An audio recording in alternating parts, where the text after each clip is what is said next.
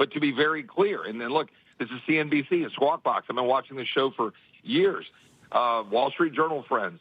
Look, we believe in tax restraint, but we also need spending restraint. We're going to have to work together to do what's necessary. You know, the Wall Street Journal had an editorial yesterday where they talked about how the reason that we don't cut spending is because a lot of these programs are popular.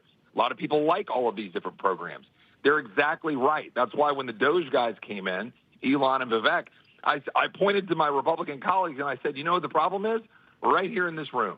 Because we have Republicans and Democrats who never met a program they didn't want to promote for some sort of political gain. And what I'm saying is we got to pay the piper. The piper's here. We got to do our job.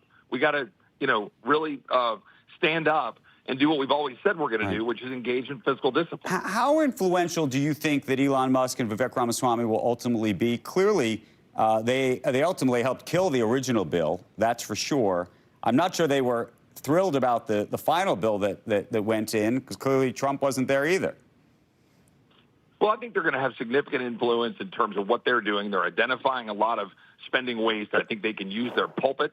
I think that they can broadcast that, shine the light on it. Transparency is great. How big a cut do you think? I mean, what do you think they're really going to be able to go after? Do you think they're going to touch health care? Do you think they're going to touch the Department of Defense? Are we talking about just discretionary stuff? And if that's the case, is it just on the margins? All right, well, let's just take a couple of examples. If we return non-defense spending to pre-COVID era explosion in spending, we could save something like $200 and something billion a year, which scores as $2 trillion over 10.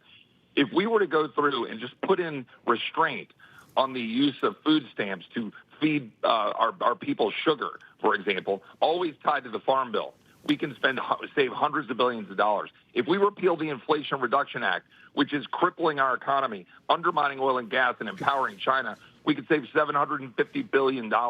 We can do a lot of savings right out of the gate to reverse the Biden damage, get the economy going, reduce regulations, but not touch benefits that our seniors rely on.